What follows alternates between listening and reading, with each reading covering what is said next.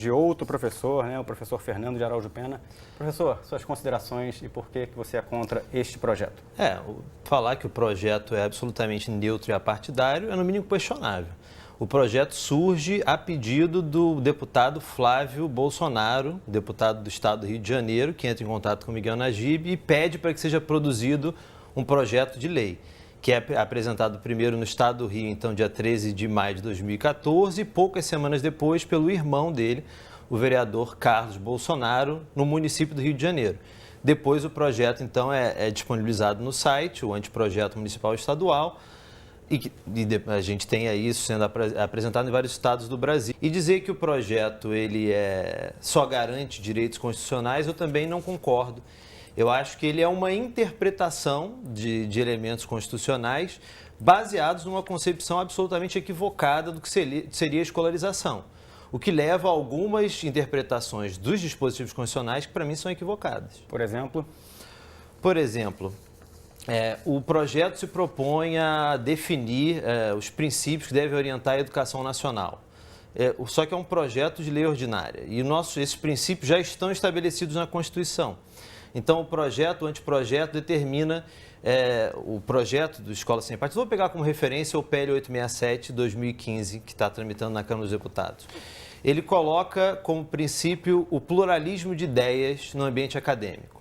Se você for à Constituição, ela foi intencionalmente mutilada, porque lá está dito pluralismo de ideias e de concepções pedagógicas. Por que excluir o pluralismo de concepções pedagógicas? No projeto PL 867 de 2015, se reforça a liberdade de aprender do aluno, mas a nossa Constituição, no artigo 206, está estabelecido como princípio da educação nacional ou a liberdade de aprender, ensinar, pesquisar e divulgar a arte e o saber. Então, por que excluir, por exemplo, a liberdade de ensinar? Percebe? Miguel, considerações a respeito não só dessa provocação do professor Fernando, mas como associação do projeto à família Bolsonaro. Bem, como eu disse, o projeto, ele é 100% sem partido. Ele é totalmente apartidário e eu desafio o professor Fernando e qualquer pessoa a apontar no texto do projeto, nesse texto que eu acabei de distribuir a você e ao professor Fernando, qual é a norma que puxa a sardinha, puxa a brasa para uma das sardinhas das correntes políticas que disputam o poder dentro da sociedade. Liberdade de consciência e de crença, inciso 4º. O que você pode dizer sobre essa consideração do anteprojeto?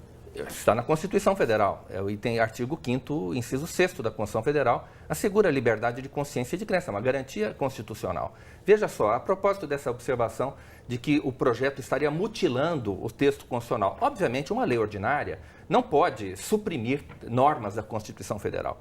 Nós apenas enfatizamos algumas regras da Constituição justamente para demonstrar a preocupação do texto do nosso projeto de lei com a liberdade de consciência e de crença.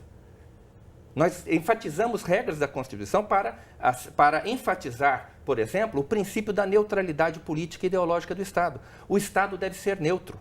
A máquina do Estado, e o sistema de ensino faz parte dessa máquina, não pode ser usada para favorecer ou prejudicar este ou aquele grupo que disputa o poder dentro da sociedade.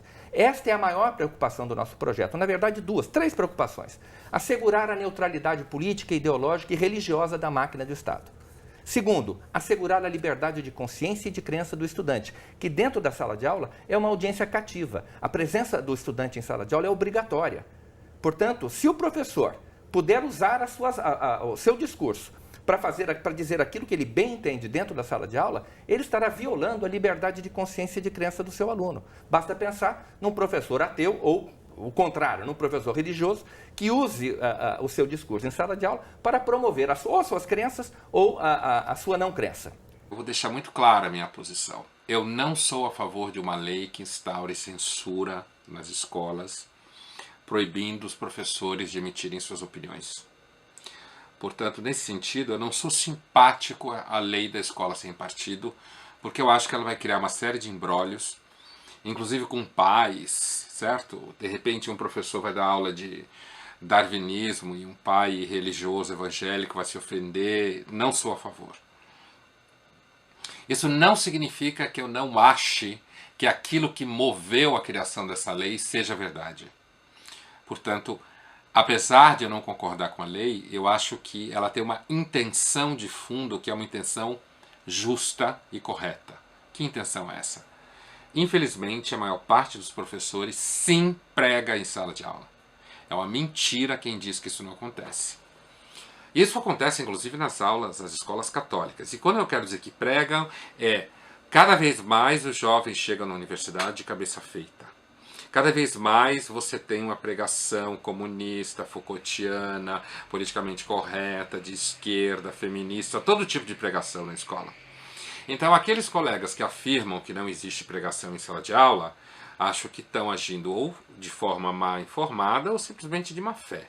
Escola sem partido é uma asneira sem tamanho, é uma bobagem conservadora, é coisa de gente que não é formada na área e que decide ter uma ideia absurda, que é substituir o que eles imaginam que seja uma ideologia em sala de aula por outra ideologia, que é uma ideologia conservadora. Então, como eu já desafiei algumas pessoas, me digam um fato histórico que você vai dar que não tem opção política diante. Não existe escola sem ideologia. Seria muito bom que um professor não impusesse apenas uma ideologia e que abrisse caminho para sempre para o debate. Mas é uma crença, em primeiro lugar, fantasiosa de uma direita delirante e absurdamente estúpida de que a escola forme a cabeça das pessoas e que esses jovens saiam líderes sindicais. Os jovens têm sua própria opinião, ouvem o professor, vão dizer que o professor é de tal partido. Os jovens não são massa de manobra e os pais e professores sabem que os jovens têm sua própria opinião. Toda opinião é política, inclusive a escola sem partido. Eu gostaria de uma escola que suscitasse o debate. Gostaria de uma escola que colocasse para o aluno, no século XIX, um texto de Stuart Mill, falando do indivíduo, da liberdade do mercado, ao lado de um texto de Marx, e que o aluno debatesse os dois textos. Mas se o professor for militante de um partido de esquerda ou de centro, também faz parte do processo. Isto não é ruim. A demonização da política é a pior herança dessa ditadura militar. Há um movimento chamado Escola Sem Partido e ele tem o direito de existir. Eu apenas acho que ele não precisaria existir, mas ele tem o direito de existir. Não precisaria por quê? Porque quando você fala em escola sem partido, você está pressupondo que existe um movimento chamado escola com partido. E não existe. A escola não pode partidarizar o trabalho que faz. Ela pode e deve politizar. Trazer a política como assunto, mas partidarizar não. Por isso eu acho desnecessário. Acho, inclusive, que uma parte daqueles que falam em escola sem partido anunciam que o farão porque os professores estão seguindo ideias de Paulo Freire e há 30 anos fazendo a cabeça da juventude. Eu sempre respondo, Fabiola e Giovana, se nós tivéssemos há 30 anos fazendo a cabeça da juventude para ela pensar errado, e por isso precisa de escola sem partido, a gente seria de uma incompetência danada, porque essas pessoas que a gente está formando elegeram esse congresso que está aí.